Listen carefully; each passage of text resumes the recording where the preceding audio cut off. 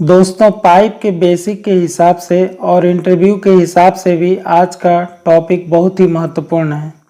आज हम लोग जिन प्रश्नों के बारे में बात करने वाले हैं उसे एक बार जान लेते हैं। हमारा पहला प्रश्न है कि पाइप को ज्वाइंट करने के लिए वेल्डिंग एक बेस्ट तरीका है, फिर भी हमें पाइप को ज्वाइंट करने के लिए दूसरा तरीका फ्लांज को यूज करने की आवश्यकता क्यों पड़ी। हमारा दूसरा प्रश्न है फ्लांज क्या है। हमारा तीसरा प्रश्न है फेस के आधार पर फ्लांज कितने प्रकार का होता है। हमारा चौथा प्रश्न है क्लास के अनुसार फ्लांज कितने प्रकार का होता है। और हमारा पांचवा प्रश्न है कि पाइप फिटअप के अनुसार फ्लांज कितने प्रकार का होता है। इन सभी प्रश्नों के बारे में आज हम डिटेल से बताने वाले हैं। इन सभी प्रश्नों के उत्तर अगर आपको जानना है तो वीडियो को बिना स्किप किए हुए अंत तक बने रहिए। हेलो फ्रेंड्स, मैं हूं आपका दोस्त संजय कुमार और आप देख रहे हैं पाइपिंग ज्ञान। तो आइए शुरू करते हैं।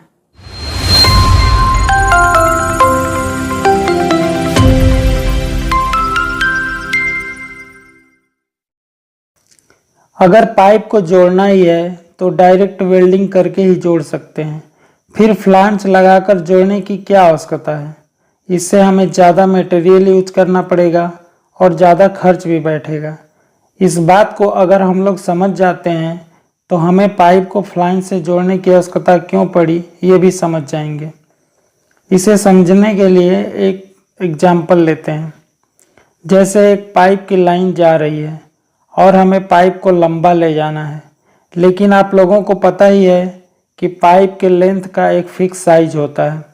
तो पाइप की लंबाई को बढ़ाने के लिए हमें दो पाइप को आपस में जोड़ना होगा। तो पाइप को वेल्डिंग करके जोड़ते जाएंगे और पाइप के लेंथ को बढ़ाते जाएंगे और ये पाइप आगे ले जाकर एक इक्विपमेंट से जोड़ देते हैं। यहाँ तक तो सारा प्रोसेस पूरा हो गया। अब सवाल ये उठता है कि पाइप को बीच बीच में मेंटेनेंस करना है या क्लीनिंग करना है, तो कैसे करेंगे। क्योंकि पाइप में शुरू से लेकर लास्ट तक के जॉइंट में केवल वेल्डिंग है और वेल्डिंग होने के कारण पाइप को बीच से खोलना तो पॉसिबल नहीं है, तो वेल्डिंग को बीच से काटना पड़ेगा। अब सवाल यह उठता है कि केवल बार बार मेंटेनेंस करने के लिए पाइप के वेल्डिंग को बार बार काटना और फिर से बार बार जोड़ना क्या सही रहेगा। तो जवाब यह है कि जी बिल्कुल नहीं। पाइप के वेल्डिंग को बार बार काटने और फिर से बार बार जोड़ने से पाइप कमज़ोर हो जाएगा। काटने और जोड़ने से काफ़ी खर्च भी आएगा, इसलिए फ्लांज लगाना आवश्यक हो जाएगा। क्योंकि फ्लांज को बिना काटे ही आसानी से खोल भी सकते हैं और नट और बोल्ट की सहायता से जोड़ भी सकते हैं। अब आइए समझते हैं कि फ्लांज लगाने से फ़ायदा क्या है। इस पिक्चर को ध्यान से देखिए। इसमें दो पाइप के बीच दो फ्लांज लगा है और बोल्ट लगाकर टाइट किया हुआ है। अगर मेंटेनेंस करने के लिए पाइप को खोलना पड़ा तो फ्लांज के बोल्ट को खोल करके आसानी से पाइप को क्लीन कर सकते हैं। अब सवाल यह है कि फ्लांज के बीच से कहीं लीकेज तो नहीं होगा। तो जवाब है कि लीकेज बिल्कुल नहीं होगा। क्योंकि ध्यान देने वाली बात यह है कि फ्लांज को लगाते समय इसके बीच में कुछ इस तरह गैस्केट लगाते हैं जो बोल्टिंग करते समय फ्लांज के फेस पर चिपक जाता है, जिससे फ्लांज के बीच से लीकेज नहीं होता है। आशा करता हूं कि आप समझ गए होंगे कि फ्लांज को यूज करना क्यों आवश्यक है।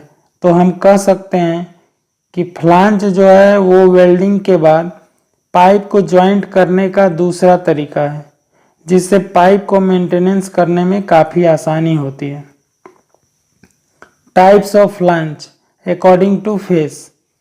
फेस के आधार पर फ्लांज निम्न प्रकार के होते हैं। पहला है फ्लैट फेस फ्लांज।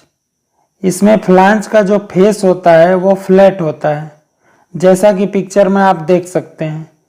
इसमें कोई फेस बना नहीं होता है। दूसरा रेज्ड फेस फ्लांज। इसमें फ्लांज का जो फेस होता है उसके आसपास का पोर्शन थोड़ा उठा रहता है। तीसरा है रिंग टाइप जॉइंट फ्लांज। इसमें फ्लांज का डिजाइन ग्रूव होता है जिसमें मेटल गैस्केट बैठ जाता है।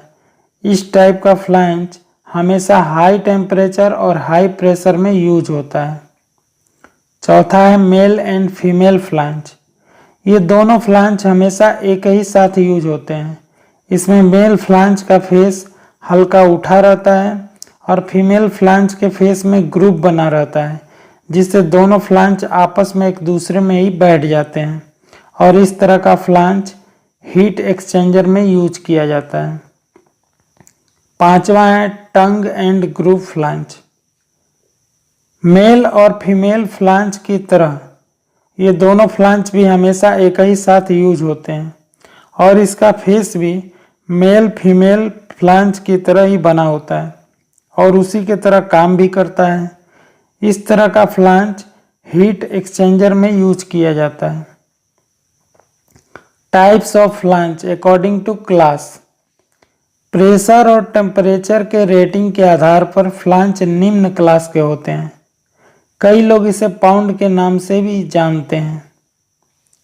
ये फ्लैंज जो हैं 150 pound, 300 pound, 400 pound, 600 pound, 900 pound, 1500 pound और 2500 पाउंड में आते हैं। दोस्तों, ध्यान देने वाली बात यह है कि फ्लैंज का क्लास जैसे जैसे बढ़ता है, फ्लैंज का थिकनेस भी उसी हिसाब से बढ़ता है। Types of flange according to pipe fit up. Pipe और फ्लैंज के फीटअप के आधार पर फ्लैंज निम्न प्रकार के होते हैं। पहला है वेलनेक फ्लैंज। जैसा कि नाम से ही पता चलता है कि वेलनेक यानी इस फ्लैंज में पाइप के साथ वेल्डिंग करने के लिए फ्लैंज का एक सिरा नेक यानी गर्दन की तरह निकला रहता है, इसलिए इसे वेल्डनेक फ्लैंज कहते हैं। प्लांट में ज़्यादातर जो फ्लैंज यूज होता है वो वेल्डनेक फ्लैंज ही होता है। इसका उपयोग हाई प्रेशर और हाई टेम्परेचर एप्लीकेशन में यूज होता है। एग्जाम्पल के लिए इस पिक्चर को ध्यान से देखिए। इसमें जो वेल्डनेक फ्लैंज का एक सिरा जो गर्दन की तरह या यूं कहें कि बेलन की तरह निकला हुआ है, उसे पाइप के साथ जोड़कर बट वेल्ड कर देते हैं और इस तरह इस फ्लैंज का यूज करते हैं। दूसरा है स्लिप ऑन फ्लैंज। इन दोनों पिक्चर को ध्यान से देखिए। इसमें स्लिप ऑन फ्लैंज को आगे और पीछे दोनों तरफ दिखाया गया है। इसमें फ्लैंज का आईडी यानी अंदर का भाग पाइप के ओडी से मैच करता है, जिससे पाइप को फ्लैंज के एक सिरे से डालने पर पाइप फ्लैंज के दूसरे सिरे तक चला जाता है, जिससे फ्लैंज को पाइप के साथ दोनों तरफ से इनसाइड से और आउटसाइड से वेल्डिंग करना आसान हो जाता है। इसका उपयोग लार्ज साइज के पाइप में किया जाता है। तीसरा है सॉकेट वेल्ड फ्लैंज। इस फ्लैंज के अंदर एक सॉकेट बना होता है, जिसमें पाइप को बड़े ही आसानी से सॉकेट के अंदर बैठाकर फ्लैंज के बाहर से वेल्डिंग कर दिया जाता है, इसलिए इसे सॉकेट वेल्ड फ्लैंज कहते हैं। इस पिक्चर को ध्यान से देखिए। इस फ्लैंज के अंदर ये सॉकेट बना हुआ है, जिससे पाइप को बड़े ही आसानी से सॉकेट के अंदर बैठाकर फ्लैंज के बाहर से वेल्डिंग कर दिया जाता है। इस तरह सॉकेट वेल्ड फ्लैंज का हम यूज करते हैं। Threaded flange. जैसा कि नाम से ही पता चलता है कि इस फ्लैंज के अंदर वाली सतह पर थ्रेड यानी चूड़ी बनी होती है, इसे थ्रेड फ्लैंज भी कहते हैं। इसे स्क्रूड फ्लैंज भी कहते हैं।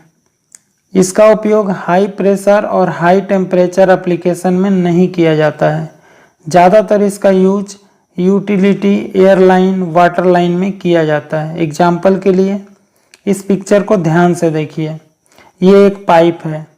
इस पाइप के बाहर मेल थ्रेड कटा हुआ है और इस फ्लैंज के अंदर फीमेल थ्रेड कटा हुआ है, जिससे पाइप को थ्रेड की सहायता से फ्लैंज के अंदर टाइट किया गया है। इस तरह हम इस फ्लैंज का यूज करते हैं। अगला है लेप जॉइंट फ्लैंज। लेप जॉइंट फ्लैंज में दो पार्ट होता है, स्टब एंड और लूज फ्लैंज। इसमें स्टब एंड को पाइप के साथ बट वेल्डिंग किया जाता है और फ्लैंज फ्री होता है। यह कंजेस्टेबल जगह पर लो प्रेशर के लिए यूज होता है। अगला है ओरिफिस फ्लैंज। इस इसका फेस भी वेल्डनेक फ्लांज के जैसा ही होता है, लेकिन फ्लांज के थिकनेस वाले हिस्से में होल बना रहता है जिससे निपल लगाकर टेम्परेचर प्रेशर गेज लगाया जाता है। ओरिफेस फ्लांज के बीच में ओरिफेस प्लेट लगाया जाता है जैसा कि पिक्चर में दिखाया गया है। इन दोनों फ्लांज के साइड में एक दूसरे के विपरीत में होल बने होते हैं जिसका उपयोग हम इंस्ट्रूमेंट के लिए करते हैं। अगला है ब्लाइंड फ्लांज। इसका उपयोग हम पाइप के एंड को बंद करने के लिए करते हैं। यानी कहने का मतलब यह है कि पाइप जहां समाप्त होता है वहां पाइप के मुंह को बंद करने के लिए इस फ्लांज का उपयोग करते हैं। इसका उपयोग हाइड्रो टेस्टिंग के लिए किया जाता है।